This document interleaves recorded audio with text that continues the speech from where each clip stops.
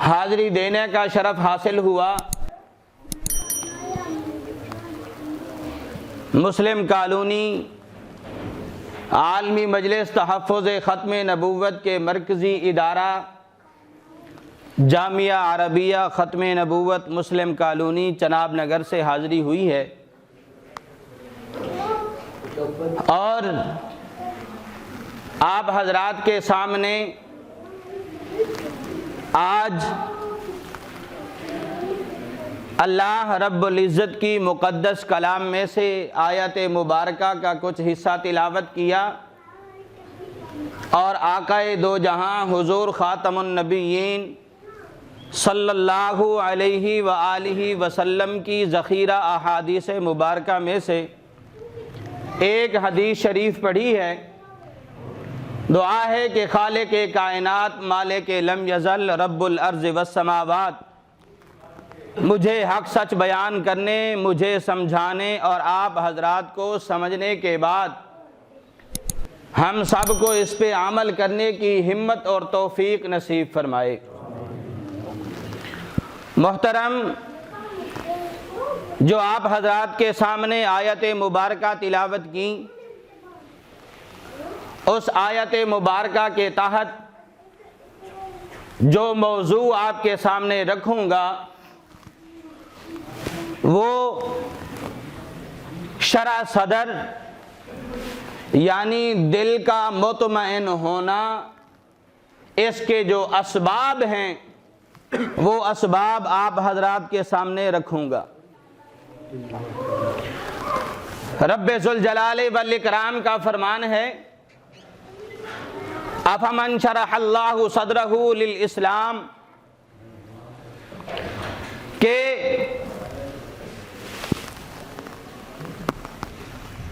کیا اللہ رب العزت جس سینے کو کھول دیں اسلام کے لیے، اس کے مقابلے میں وہ دل جس کے اندر تنگ ظرفی پائی جاتی ہے وہ نہیں آ سکتا، اور دل کے مطمئن ہونے کے 8 اسباب ہیں۔ علامہ ابن قیم رحمۃ اللہ علیہ نے اپنی کتاب زاد المعاد کے اندر شرح صدر یعنی دل کا مطمئن ہونا، اس کے 8 اسباب بیان کیے ہیں، اور وہ اسباب آپ حضرات کے سامنے مختصراً رکھنا چاہوں گا۔ پہلے اختصار کے ساتھ آپ حضرات وہ 8 اسباب اجمالی صورت میں ذہن نشین فرما لیں۔ وہ 8 اسباب جو دل کے مطمئن ہونے کا سبب بنتے ہیں، کہ جس سے انسان کا دل مطمئن ہو جاتا ہے، اس روئے زمین پہ زندگی بسر کرتا ہے، اور وہ 8 اسباب اگر سامنے رکھ کر کے زندگی بسر کرتا ہے تو انسان کا دل مطمئن رہتا ہے، اور انسان اپنی اطمینان والی زندگی بسر کر سکتا ہے۔ سب سے پہلا سبب ہے توحید باری تعالی۔ آپ بھی ذرا میرے ساتھ بولیں گے تو انشاءاللہ یہ 8 اسباب آپ کو یاد ہو جائیں گے، اور ان 8 اسباب کو آپ سامنے رکھ کر کے زندگی بسر کریں گے تو انشاءاللہ اس روئے زمین پہ دلی اطمینان اور سکون محسوس کریں گے۔ تو پہلا سبب کیا ہے؟ توحید باری تعالی۔ اور دوسرا سبب نور، اور تیسرا سبب علم، اور چوتھا سبب انابت الی اللہ، اور 5واں سبب ذکر اللہ، اور چھٹا سبب اللہ رب العزت کی ذات کو پیدا کردہ انسان یعنی خلق خدا کو حتی الامکان نفع پہنچانا، اور ساتواں سبب دل کے اطمینان کا بہادری، اور آٹھواں سبب رذائل سے اپنے دل کو پاک اور صاف رکھنا۔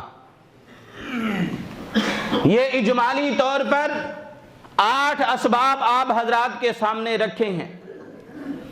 سب سے پہلا سبب دل کے اطمینان کا توحید باری تعالی ہے کہ اللہ رب العزت کی ذات کو وحدہ لا شریک ماننا، اس کے سوا کسی کو معبود نہ سمجھنا، اس کے سوا کسی کو داتا نہ سمجھنا، اس کے سوا کسی کو مشکل کشا نہ سمجھنا، اس کے سوا کسی کو حاجت روا نہ سمجھنا، اور اللہ رب العزت کی ذات کے سوا کسی کو رازق نہ سمجھنا۔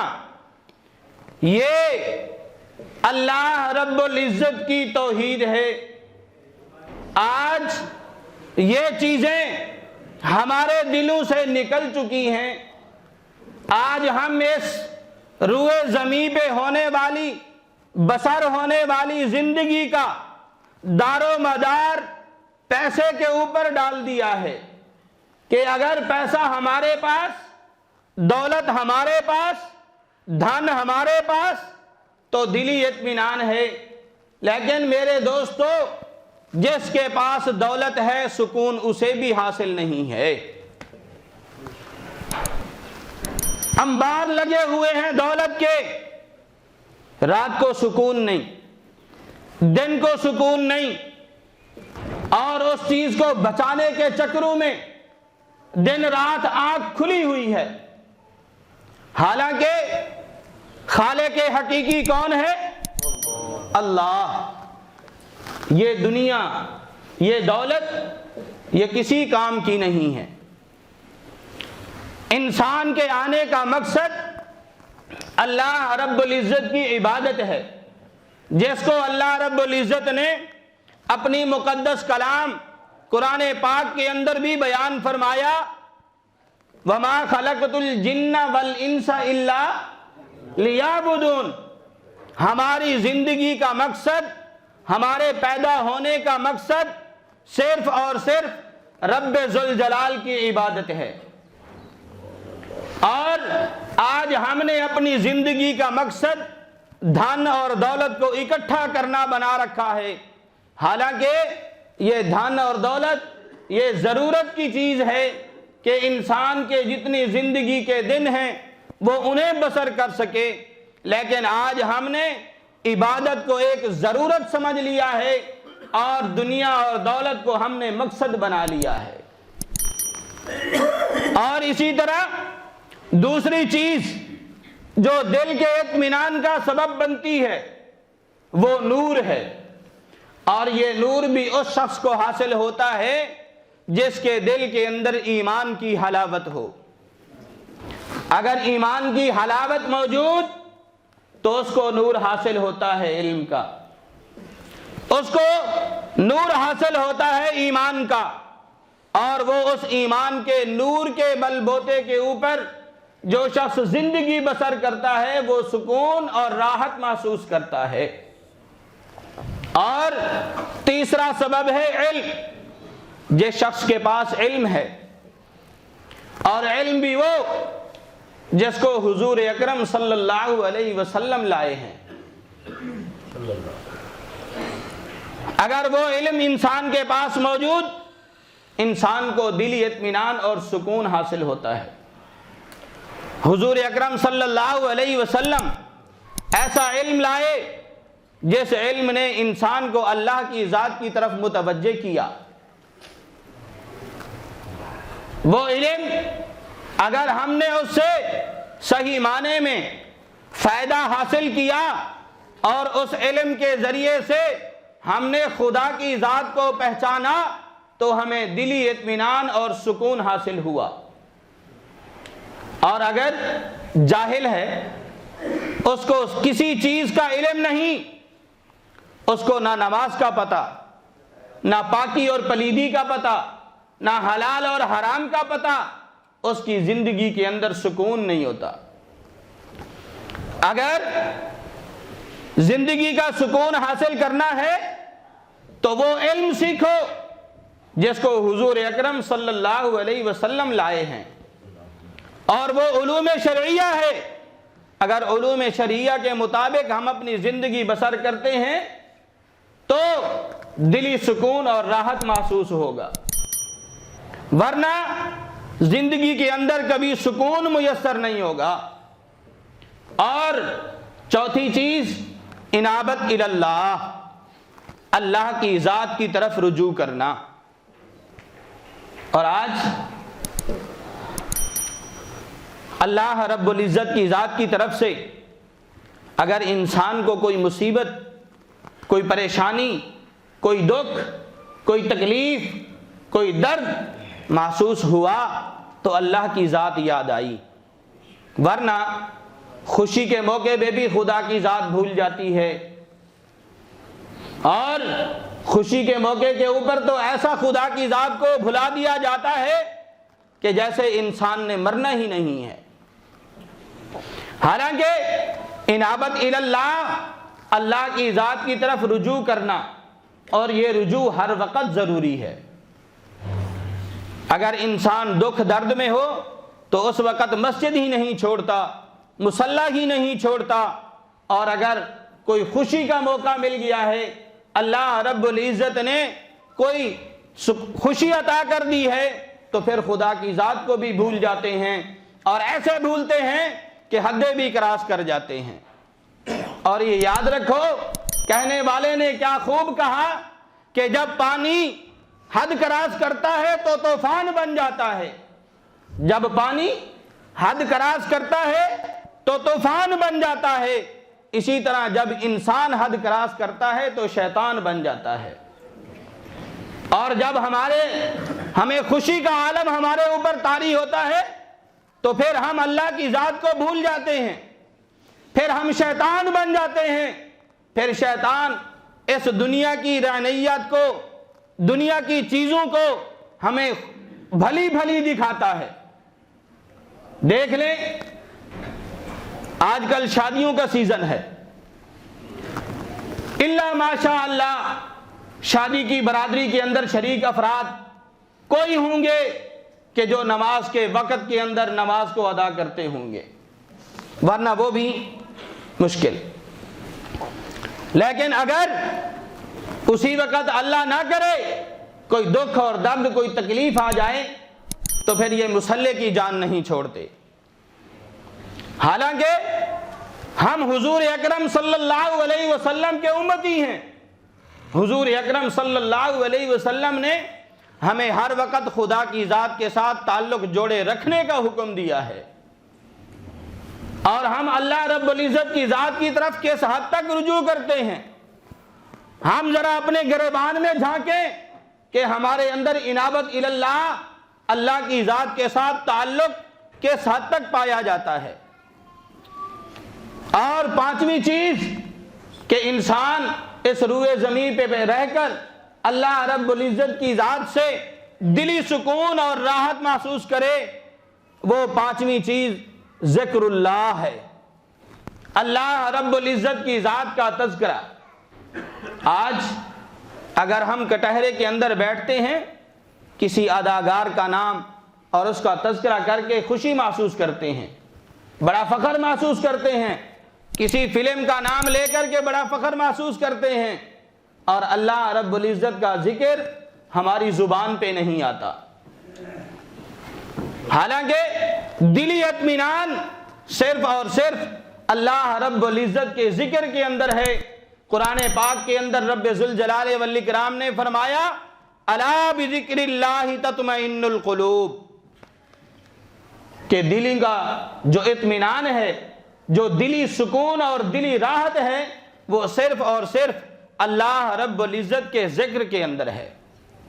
اور آج ہم کہاں اللہ کا ذکر کرتے ہیں؟ دو چار آدمیوں کے درمیان میں بیٹھ کر کبھی ہم نے درود شریف پڑھنا گوارا نہیں کیا، ہم نے اللہ کی حمد بیان کرنا گوارا نہیں کیا، اور تو اور اللہ اکبر میت کے ایصال ثواب کے لیے بیٹھے ہیں، جس کو عام زبان میں ٹڈا کہتے ہو یا کیا کہتے ہو پتہ نہیں، جب وہاں بیٹھتے ہیں تو وہاں بھی کہ یار فلاں کی گائے اتنا دودھ دیتی ہے، فلاں کی بھینس اتنا دودھ دیتی ہے، فلاں کی زمین اتنی ہے، پیداوار اتنی ہوئی ہے، اور فلاں کے پاس اتنی جائیداد ہے، لیکن نیا آدمی آیا تو اس نے کہا جی کلمہ شریف پڑھ لو جی، قل هو اللہ پڑھ لو جی، ایصال ثواب کر لیں۔ لیکن اس جگہ پہ بیٹھ کر کے بھی وہ مقام ہی ایسا ہے کہ اللہ کی ذات کو بھولا نہیں جا سکتا، لیکن اس کے باوجود بھی شیطان نے انسان کو کس کام پہ لگا دیا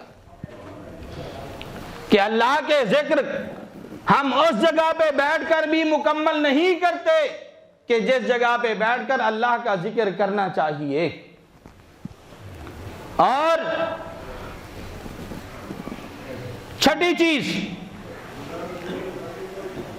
دلوں کے اطمینان کی، وہ ہے اللہ رب العزت کی مخلوق کو حتی الامکان نفع پہنچانا۔ اب وہ نفع چاہے جانی اعتبار سے ہو چاہے مالی اعتبار سے ہو، یہ بھی انسان کے لیے راحت اور سکون کا باعث بنتا ہے۔ آج اگر ہم جانی طور پر کسی کو اللہ کی ذات کی طرف متوجہ کرتے ہیں، کسی کے دروازے پہ جا کر دستک دیتے ہیں اور اسے ہم درخواست کرتے ہیں کہ بھائی جان نماز ادا کرنے کے لیے اللہ کے گھر میں تشریف لے آیا کرو، یہ جانی نفع ہے۔ مالی نفع، ہم کسی ضرورت مند کو کچھ مہیا کر دیتے ہیں کہ اس کی کوئی ضرورت پوری کر دیتے ہیں، اور اس کی جب ضرورت پوری ہوتی ہے اس کے دل سے دعا نکلتی ہے، اور وہ دعا جو ہے اس انسان کے لیے راحت اور سکون کا سبب بن جاتی ہے۔ اور آج ہم جانی اعتبار سے اور مالی اعتبار سے کتنا ایک دوسرے کو نفع پہنچاتے ہیں، بلکہ آج اگر تبلیغی جماعت کے ساتھی وہ بھی ہمارے مسلمان بھائی ہیں، وہ در در پہ جا کر، دکانوں پہ جا کر، بازاروں میں، چوراہوں میں انسان کے دل کے دروازے پہ دستک دیتے ہیں، دروازے کو کھٹکھٹاتے ہیں کہ اللہ رب العزت نے ہمیں پیدا کیا، اسی ذات کے لیے ہم اپنی پیشانی جھکائیں، اسی کے در پہ آئیں، ہم اس ذات کو راضی کر لیں جس ذات نے ہمیں پیدا کیا، جو ذات ہمیں کھلا بھی رہی ہے، جو ذات ہمیں پلا بھی رہی ہے۔ تو میرے محترم دوستو، ہم ان کی بات سننے کو بھی تیار نہیں ہوتے، حالانکہ اتنا سفر کر کے وہ افراد تشریف لاتے ہیں، وہ اپنی جان بھی اور اپنا مال بھی اللہ کے راستے میں قربان کرتے ہیں، لیکن اس کے باوجود بھی ہم ان کی اس بات کی طرف توجہ نہیں دیتے، حالانکہ حضور اکرم صلی اللہ علیہ وسلم نے یہی فرمایا کہ اگر دلوں کا اطمینان چاہتے ہو تو خلق خدا کو نفع پہنچاؤ۔ اور یہ تبلیغی جماعت والے ساتھی نفع پہنچانے کے لیے آتے ہیں اور ہم نفع ہی حاصل نہیں کرتے۔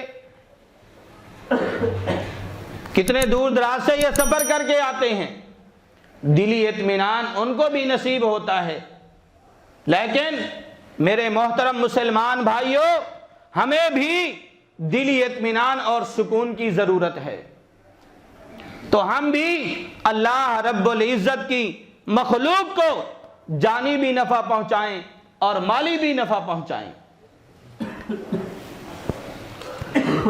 ساتویں چیز بہادری، یہ بھی انسان کے دلی سکون اور راحت کا سبب بنتی ہے۔ اگر انسان بزدل ہے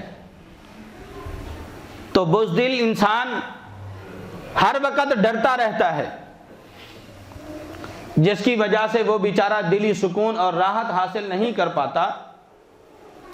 اگر ہم بزدل ہیں تو اس بزدلی نے ہمیں یہ نقصان پہنچانا ہے کہ ہم احساس کمتری کا شکار ہو جائیں گے۔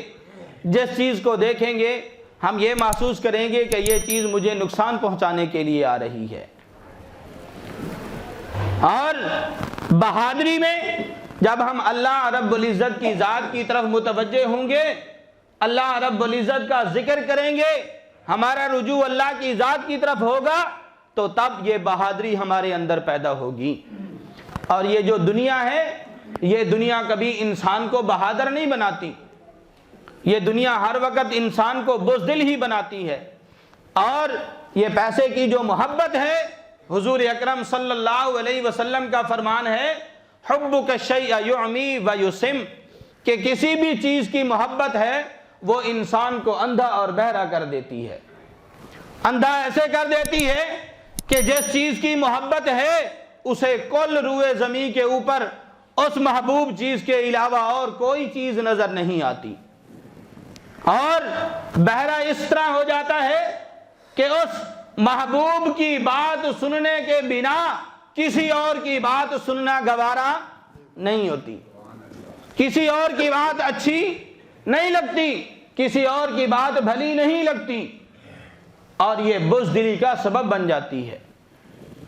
اور آٹھویں چیز، حضور اکرم صلی اللہ علیہ وسلم کا فرمان، اپنے دلوں کو رذائل سے پاک صاف کرو۔ رذائل سے مراد حسد ہے، بغض ہے، کینہ ہے، تکبر ہے۔ ان چیزوں سے اپنے دل کو پاک کریں گے تب جا کر کے ہمیں دلی اطمینان اور سکون نصیب ہوگا۔ اگر حسد ہمارے اندر، بغض ہمارے اندر، کینہ ہمارے اندر، تکبر ہمارے اندر، ہم کبھی دلی سکون اور راحت حاصل نہیں کر سکتے۔ کیوں؟ اس لیے کہ اگر حسد ہے، حسد کے اندر ہر وقت ہم جلتے رہیں گے، کینہ ہے ہر وقت جلتے رہیں گے، بغض ہے تب بھی ہر وقت جلتے ہی رہیں گے کہ یار فلاں کے پاس یہ چیز کیوں ہے۔ اور یہ یاد رکھیں، اللہ رب العزت نے روزی کا ذمہ اپنے پاس رکھا ہے، کوئی کسی کو روزی نہیں دیتا۔ روزی دینے والا کون؟ اللہ۔ خالق حقیقی کون؟ مالک حقیقی کون؟ رازق حقیقی اللہ۔ کوئی انسان کسی کو کوئی رزق نہیں دیتا، اللہ نے ہر انسان کا جو مقدر اور نصیب لکھ دیا ہے، صبح سے شام تک وہ اس کو نصیب ہو جاتا ہے۔ اور آج کل حسد، بغض، کینہ روئے زمین کا پیٹ بھرا ہوا ہے۔ ایک فیلڈ کے دو آدمی ایک جگہ پہ نہیں رہ سکتے۔ آج ہم علماء کو دیکھتے ہیں، ان کا صاف کپڑا دیکھتے ہیں، ان کی صاف ٹوپی دیکھتے ہیں، ان کی صاف پگڑی دیکھتے ہیں، ان کو کسی گاڑی کے اوپر چڑھا ہوا دیکھتے ہیں تو دل کے اندر یار مولوی تو بڑی بڑی گڈی رکھی ہوئی ہے، یہ پتہ نہیں آئی کی ڈوئے دیکھو لو۔ اور اسی طرح اگر کوئی آدمی تجارت کر رہا ہے، تجارت کے بل بوتے کے اوپر وہ اپنی زندگی بسر کر رہا ہے، تو دوسرا ذمہ دار ہے، دوسرا تاجر ہے، اس کو ترچھی نگاہ سے دیکھے گا کہ یار یہ میرے مقابلے میں اگر ایک دکان اچھی چل رہی ہے، اس کے مقابلے میں دوسری دکان آ گئی، تو یہ دلوں کے اندر حسد، بغض، کینہ، یہ ہمیشہ دل کے اندر رہتا ہے۔ اور جب یہ چیزیں دل کے اندر ہوں تو پھر کبھی سکون اور راحت نصیب نہیں ہوتی۔ اسی طرح تکبر، یہ بھی کبھی انسان کو راحت اور دلی اطمینان اور سکون نہیں دیتا۔ تکبر، حالانکہ آقا حضور اکرم صلی اللہ علیہ وسلم نے فرمایا کہ حدیث قدسی ہے، اللہ رب العزت فرماتے ہیں کہ تکبر جو ہے یہ میری چادر ہے، الکبریاء ردائی، تکبر میری چادر ہے۔ آج انسان اس روئے زمین پہ اپنے آپ کو پتہ نہیں کیا سمجھتا ہے، اپنے سے کم تر آدمی کو اپنے کسی خاطر میں نہیں لاتا، اپنا برابر کا ہے تو اس کو ذرا پیار کی نگاہ سے دیکھتا ہے، اگر تھوڑے سے کم درجے کا ہے تو اس کو کچھ سمجھتا ہی نہیں ہے۔ لیکن اللہ رب العزت کا فرمان ہے وَلَا تَمْشِ فِي الْأَرْضِ مَرَحًا، کہ اے انسان اس روئے زمین پہ اکڑ اکڑ کر کے نہ چل، اِنَّكَ لَن تَخْرِقَ الْأَرْضِ وَلَن تَبْلُغَ الْجِبَالَ طُولًا، کہ یہ تیرا زمین کے اوپر اکڑ اکڑ کر چلنا یہ نہ تو زمین کو پھاڑ سکتا ہے اور نہ ہی تو پہاڑوں کی بلندیوں کو پہنچ سکتا ہے، رہنا پھر بھی اسی زمین پہ ہی ہے، اور یہ سانس چل رہی ہے، یہ زندگی موت کی امانت ہے، یہ سانس چل رہی ہے، سانس بند ہو جائے گی تو اسی زمین جس کے اوپر اکڑ اکڑ کر چلتا ہے، جس کے اوپر قدم بھی تو ایسے رکھتا ہے کہ جیسے کسی کو پہچانتا ہی نہیں ہے، لیکن جب اس سانس نے بے وفائی کرنی ہے، اس سانس نے جدا ہو جانا ہے تو نے اسی زمین کے اندر گڑ جانا ہے، اسی زمین کے اندر ہی جانا ہے کہ جس کے اوپر ہم اتنے تکبر سے چل رہے ہوتے ہیں۔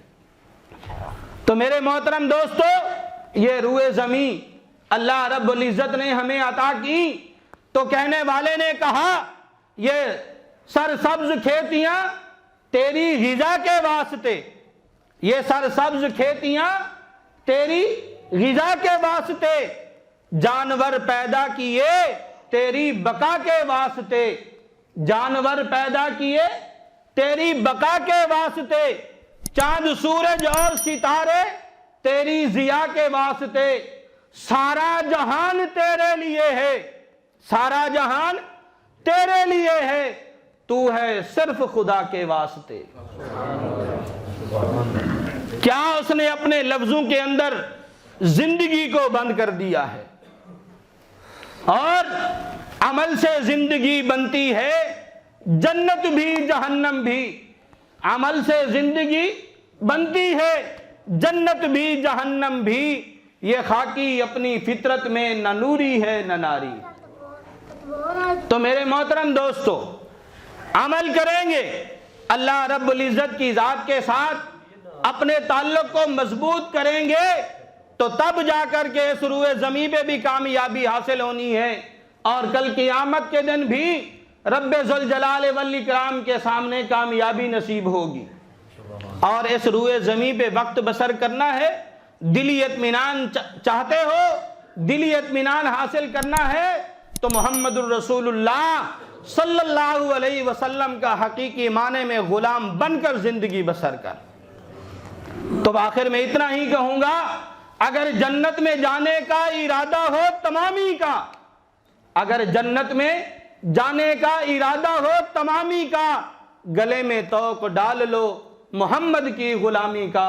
وآخر دعوانا ان الحمدللہ رب العالمین۔